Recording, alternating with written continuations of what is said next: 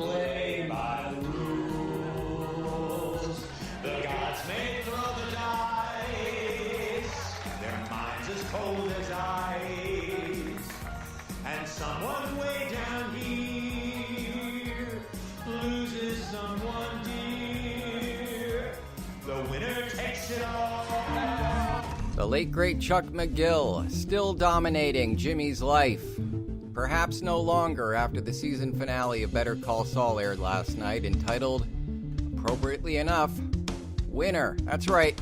The title of the season finale of Season 4 of Better Call Saul was lifted directly from an ABBA song, performed in karaoke in better days when Jimmy was first accepted to the American Bar Association with the recommendation, the vouching of his brother Chuck. This was, of course, years before Chuck said, "Jimmy, you never mattered all that much to me," and then ended his own life, changing the dynamic between them and changing Jimmy's trajectory in a way that could never be repaired. Jimmy has now been living under the specter of Chuck, trying to deny it, trying to get out from under it, and going down an increasingly darker path. One that Chuck always sort of saw, but one that Chuck's presence, along with that of Kim, kept from really coming into fruition. Kept Jimmy grounded, kept him reaching for something better.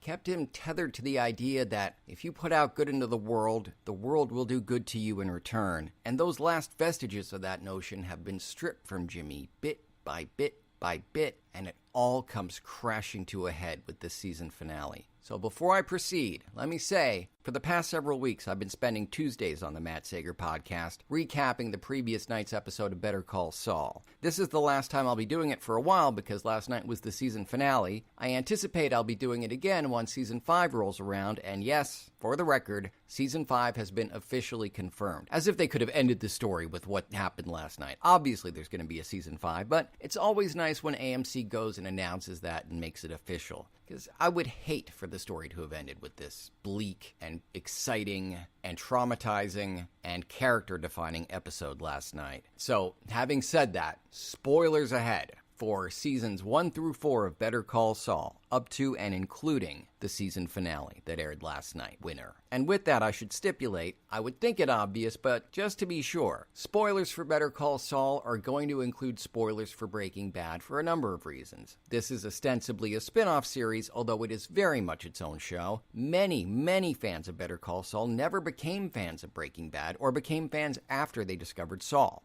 But many of these characters have destinies that we already know about because we watched them in Breaking Bad, which takes place beginning in 2008, whereas what we're watching in Better Call Saul as of this last couple of weeks, including last night, takes place in 2004. So, spoiler alert. If you didn't watch the season finale, I suggest you do so and come back and listen to this episode after the fact, because I'm going to be recapping the hell out of this one.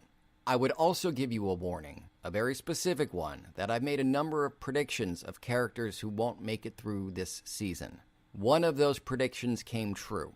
If you don't want to know who it is, again, watch the season finale. All right? You strapped in? You ready? Let's recap the season finale of Season 4 of Better Call Saul. It starts with Mike, who, as I've said from the very beginning, has been dreading the moment where he's going to have to kill Werner. That moment is seemingly upon him because as last episode ended, the episode titled Wiedersehen, Werner and his whole crew had made a jailbreak from the little Potemkin village that Gus and Mike had built for them at the site of the super lab that they're building. And they all made a break for it, but the one that really matters, the kingpin, is Werner. For a number of reasons. 1, he's the demolition specialist. 2, he's the foreman, the leader. And 3, he's the guy that they brought in. He is the point man. His crew is his crew. They know very little, whereas Werner knows too much. And Werner serves as an excellent example of the many characters in this season who are doing stuff that seems totally innocent or at the very least beneficial to them and maybe a little bit amoral, but hey, what's the worst that can happen? And then suddenly they realize, oh my God, what was I thinking? I've gotten into bed with the devil.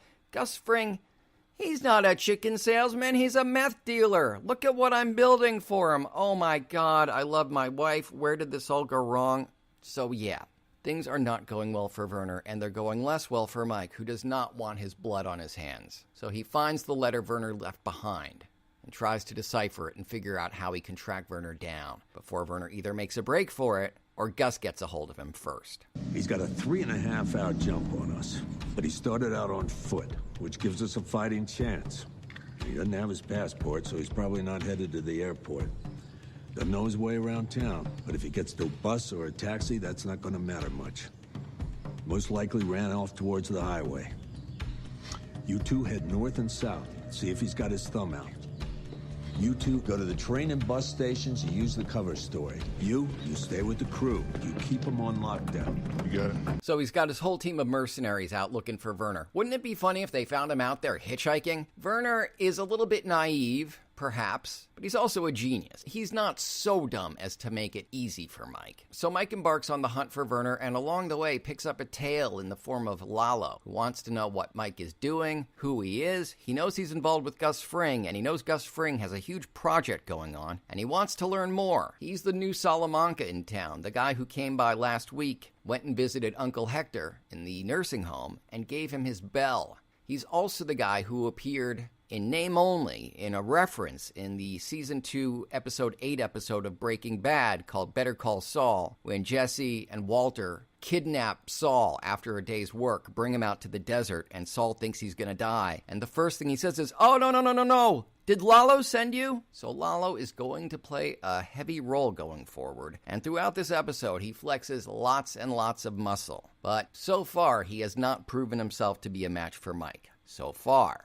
Although he comes very close. But before any of this happens, Gus needs to explain what's happened and the letter and its contents to Gus, and to do his very best to convince Gus to not pursue a plan of bloodshed, of murdering Werner, which is obviously what Gus wants to do, what he feels is the necessary course of action. Mike's going to try and talk him down. He'll do his best, for whatever that's worth.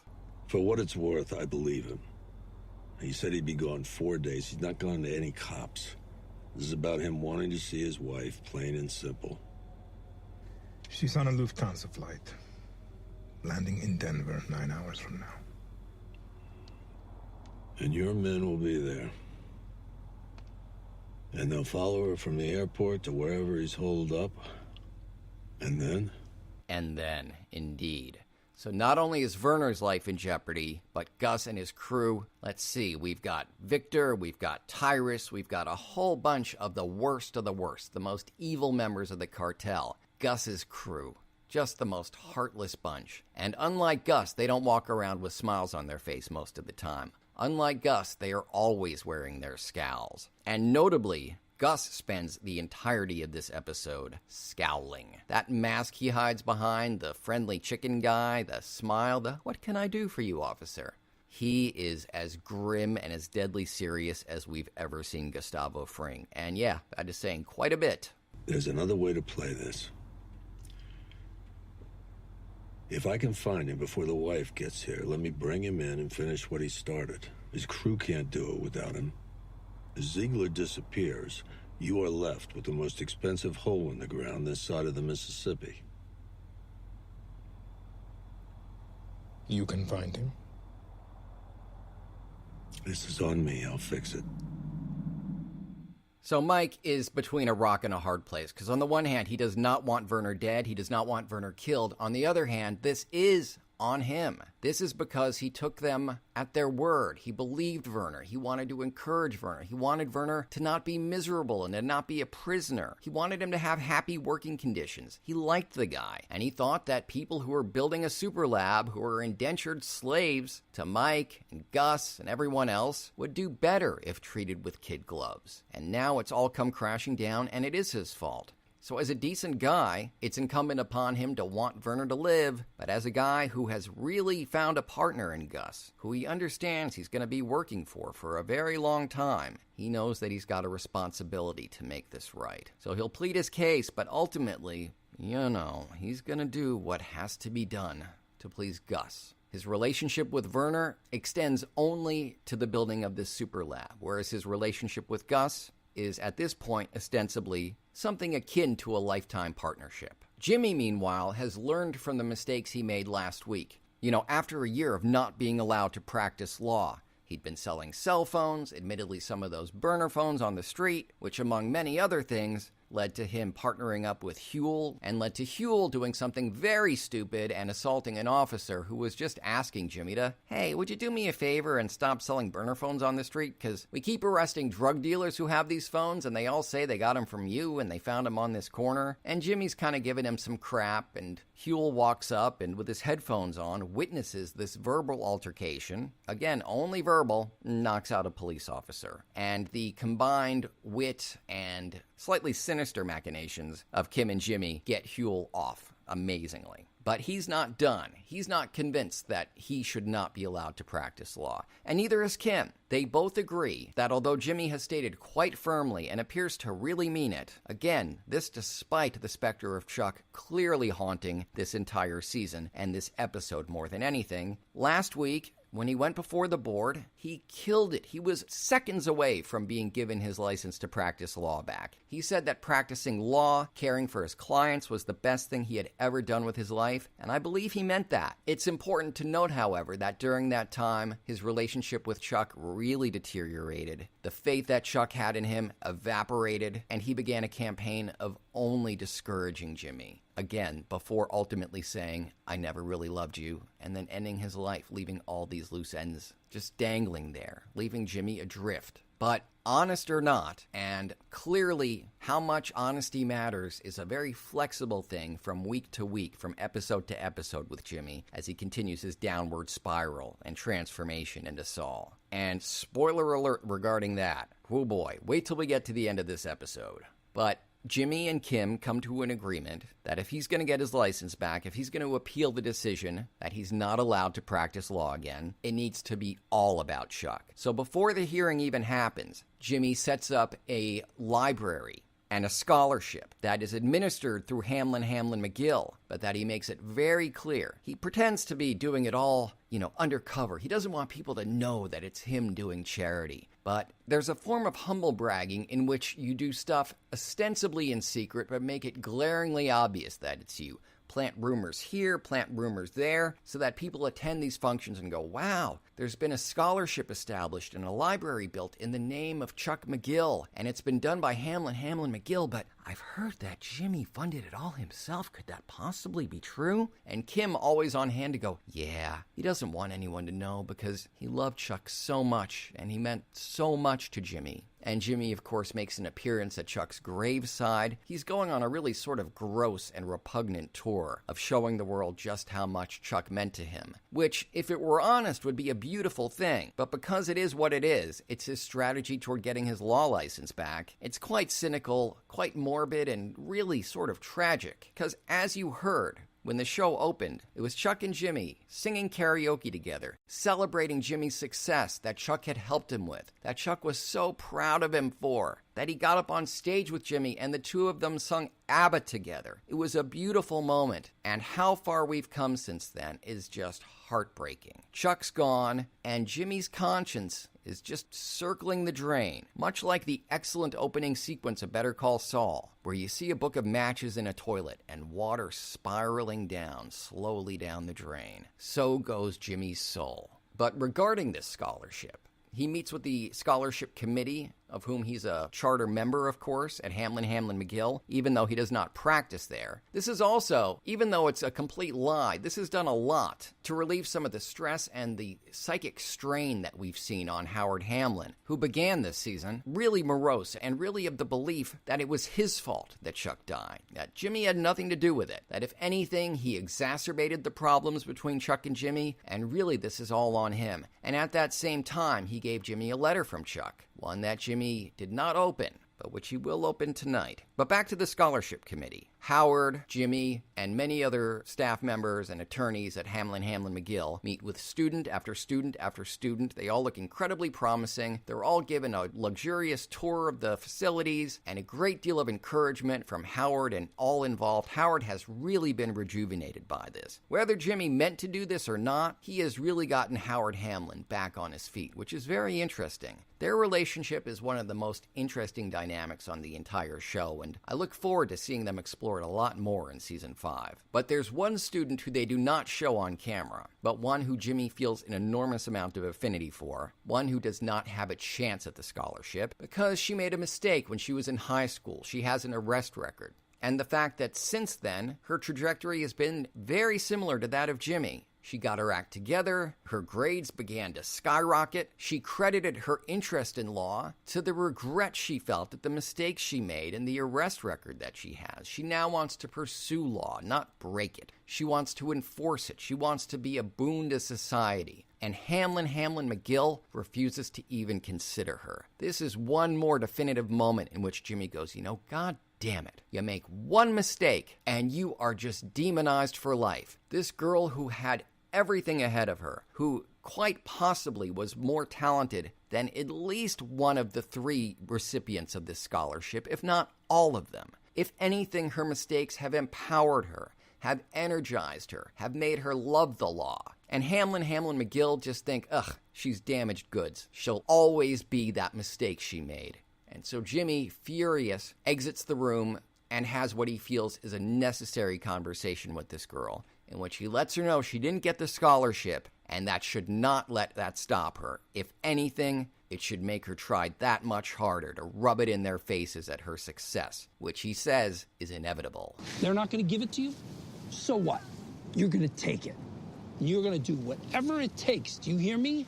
You are not going to play by the rules. You're going to go your own way. You're going to do what they won't do. You're going to be smart. You are going to cut corners, and you are going to win.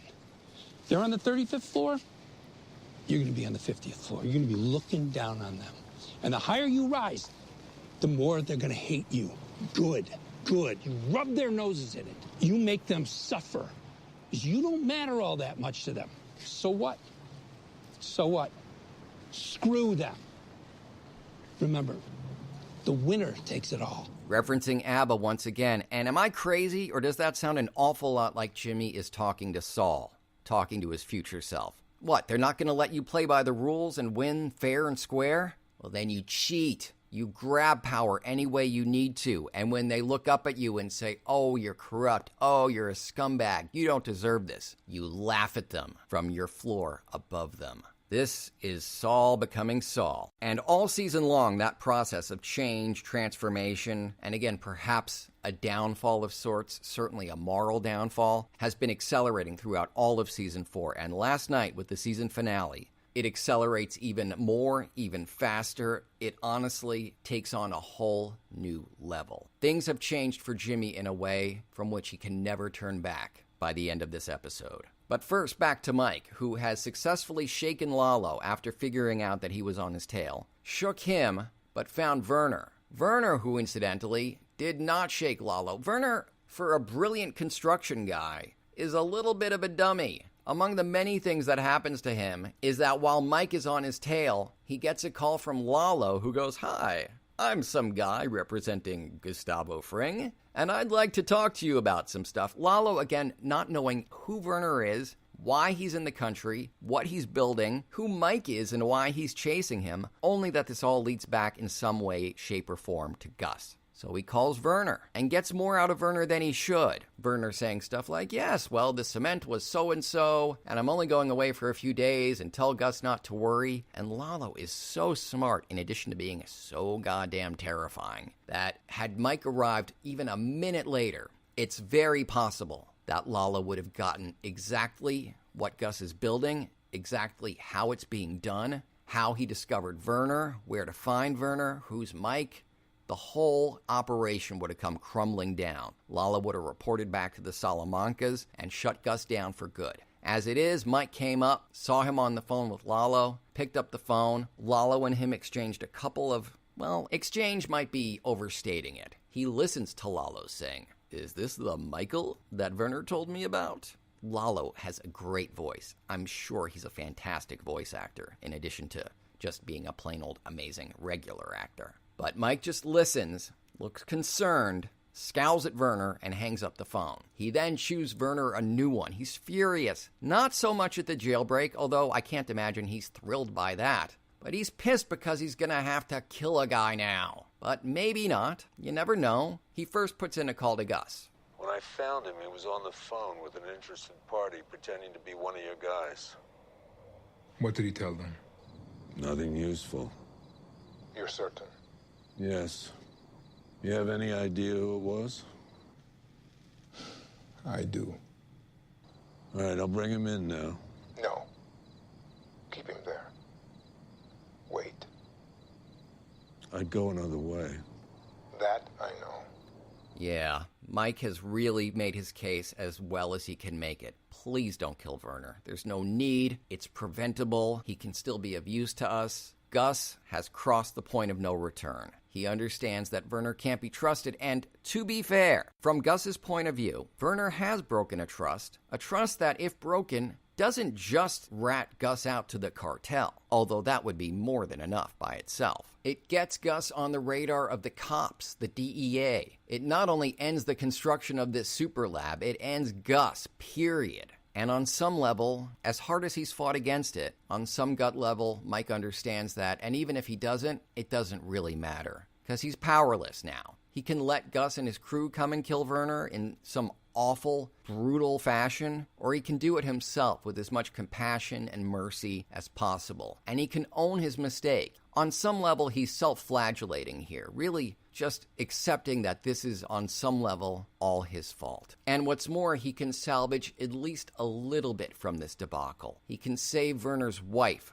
who has gotten off her Lufthansa flight and is driving in to meet Werner, and if she doesn't turn around and get back on that plane, then Gus, Tyrus, Victor, and who knows else are going to murder her in the worst ways imaginable. That, at least, Mike can prevent. Does your wife have a cell phone with her? Yes. I need you to call her now. She landed an hour ago. But she knows nothing. And you need to keep it that way. She's being followed. She's followed? If she goes back to the airport, nothing will happen to her. Surely they could not, they would not. Pull yourself together. Give me the phone, I call her now. Give it to me. Calm down. She can't suspect. It doesn't matter what you tell her as long as she goes back where she belongs. So poor Werner, who is at this point pretty aware that his life is about to end, his last act has to be getting on the phone with his wife and at first trying to politely say, "I'm so sorry, I know that at my urging, you've just flown in from Germany to Albuquerque. I now need you to turn around." And as soon as she begins giving him even a little bit of an objection, he gets real nasty. He knows she cannot continue driving. She's got to turn around and get on that plane or she'll die, and that would destroy him even more. So he becomes an asshole, and in German curses her out and goes, "No, scheiß, Eisen, Glauben, Grufen. You must get back on that plane." Yells at her, berates her, and she yells back, and by the time he's done, he's been so awful to his wife that she's all too happy to get back on that plane. So he succeeded in this plan in which, he saved the life of his wife, destroyed everything else, ruined his future, gotten into bed with someone he somehow failed to understand, thought somehow that he could get away with running away from Gus. It's amazing that people so smart can be so stupid. Just like Jimmy not getting last week, that all he had to tell the law board was that Chuck meant a lot to him. Jimmy got a second chance. Werner does not. His last remaining vestige of hope is that, oh gosh, my wife's going to be wondering what happened to me if I never return home. She'll call the cops will come visit, people will ask questions, maybe this, just maybe, that could save him. But again, he doesn't know who he's dealing with, and Mike explains how everything's going to be fine. Well, fine for him and Gus, that is to say. Not so fine for Werner. It's over. Lawyers will visit, German lawyers. Her questions will be answered. Does you swear? Yes, I swear. And my men? They're going home. They'll be okay. They're trusted.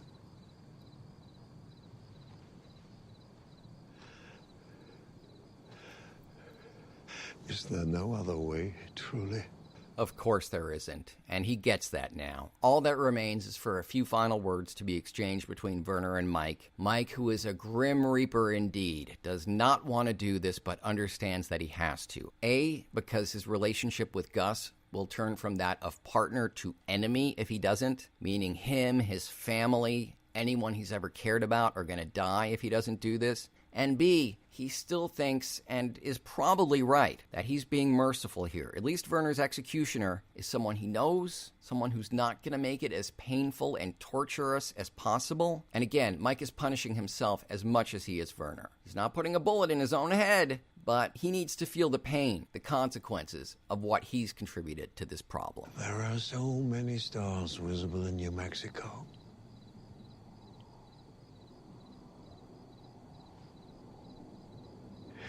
I will walk out there to get a better look.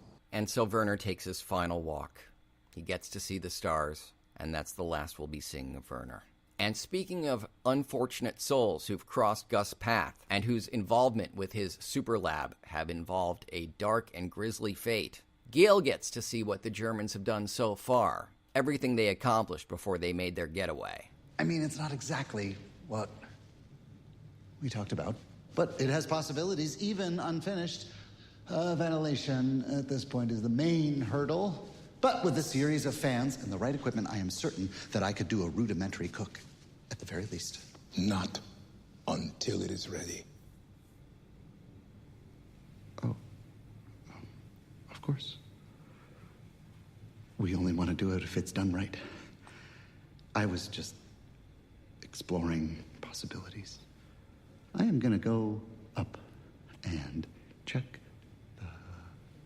And he makes his escape. He walks up those creepy fire escape-like metal stairs, and along the way, as he exits, he sees a very grim-looking Mike, who has just returned from taking care of Werner. Boy, if only Gale had understood how serious and grim things really were. This was an excellent opportunity for Gale to get his head on straight and realize, oh crap, I'm in bed with the devil. Because as I said, I don't think there's been an episode of Breaking Bad or Better Call Saul quite like this one, where Gus, the entire time, you never see him slip into his character of the smiling, happy, generous, benevolent restaurateur. He is all gangster throughout all of this episode. The stakes are simply too high. He is just scowling and showing his true self in absolute, just stunning performance from Giancarlo Esposito, who is among the best actors working today and just continues to show it with every performance like this. Just putting on a clinic in amazing acting. But this show is called Better Call Saul, and although he's not officially Saul yet, it's coming. Let us cut back to Jimmy, who again has embraced this philosophy, this strategy of praising Chuck. He's going before the review board, and with the help and strategy and co-counsel of Kim, he's decided that he's going to go before the board and not only praise Chuck to pieces and talk about living up to his legacy. What an amazing influence he was on him. How he continues to inspire him and to be his moral compass. He decides to finally open and begin to read from the letter that Chuck wrote before his death, addressed to Jimmy, that Howard gave to him early on in Season 4, and that Jimmy up till now has refused to read. He reads from it a bit before the board, before closing it and saying, "I'm sorry, I can't do this," either feigning or showing an incredible amount of emotion, of regret, of sorrow, and it's not at all clear. Again, kudos to Bob Odenkirk for being an amazing actor himself. I don't know whether he knows how much of this is legitimate remorse and how much of it is a con. At least not until we get to the end of the episode. And again, spoiler alert, we're going to get to that end. But first, after he folds up the letter and says to the board, "I'm sorry, I can't go on. I'll simply make my case the best I can." Here's what he's got to say to wow the board. Will never be as good as Chuck.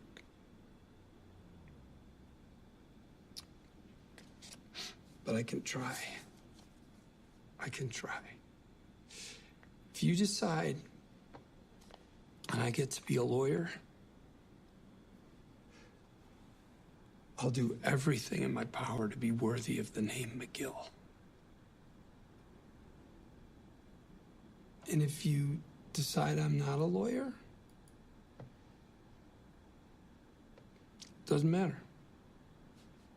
I'll still try to be the best man that I can be. Those appear to be real tears. Like I said, Jimmy, when he puts on these displays before the board, some element of that has to be rooted in reality. He's, at the very least, got unresolved feelings about Chuck. Whether or not he truly hates him, I don't know. It is clear to me that if Chuck were still here, Jimmy would not be descending at this rate. I know the same is true of Kim, that if she were a closer ally to him, someone who accepted all his faults, it's possible that his spiral wouldn't be so bad, although it's equally possible that she would just become his co-conspirator. That really showed more than ever this season how dangerous being around Jimmy can really be, how close to the edge of darkness and corruption Kim has come simply by inhabiting the same orbit as Jimmy. But Jimmy's not done. He's just about wowed the board, and it's just about all but certain that he's going to get his license to practice back. But first, he puts away the letter and has got one more thing to say before the board. I'm lucky.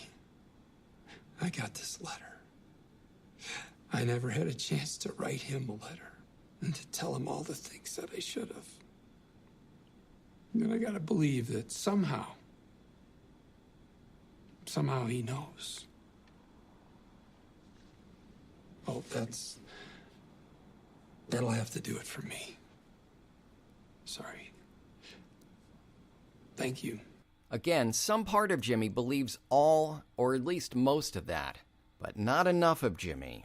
We're getting toward the end now, so if you don't want this spoiled, go watch the episode now, because this is where we wrap things up. The board hearing is concluded. There's no question to anyone who's watched, such as us, the viewers at home, that Jimmy wowed the board. There's very little doubt that he's going to be reinstated. He knows it, we know it, Kim knows it. Now it's just about making it official and making one little change. But first, the good news. It hasn't even been announced yet, but Kim and Jimmy are celebrating in the halls because this was clearly a victory. All that remains is to make it official, and here it comes. I'm so lucky.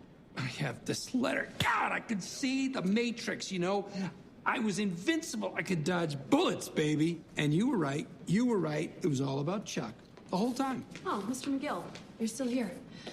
There's some good news. Believe me, I already know. Oh, good. And if you want to come with me to the office, there's some paperwork for you to sign. Absolutely. Let's do this thing. Now, remember how I've said throughout the entirety of this season, I've made a few predictions. One is that Werner and or Nacho will die. I was right about one of those. I also said that the Breaking Bad and Better Call Saul timelines were going to inexorably begin to intersect with one another, and on a certain level I was right about that. But the last prediction, one I've been making for the past several weeks, is that this season is where Saul sheds the Jimmy skin entirely and becomes Saul. And I hate to rub it in your face. Oh, who am I kidding? I love to rub it in your face. Before he goes down the hall to get the good news and sign his papers and become an attorney again, there's just one little detail remaining before we roll credits and the wait begins for Better Call Saul Season 5. One little adjustment remains, a little tweak to the paperwork before he signs it and becomes an attorney again. Remember that speech he gave the girl who did not get the scholarship? He was talking to himself every bit as much as he was talking to her, and here's the proof. Oh, and sweetheart, I'm going to need one more form.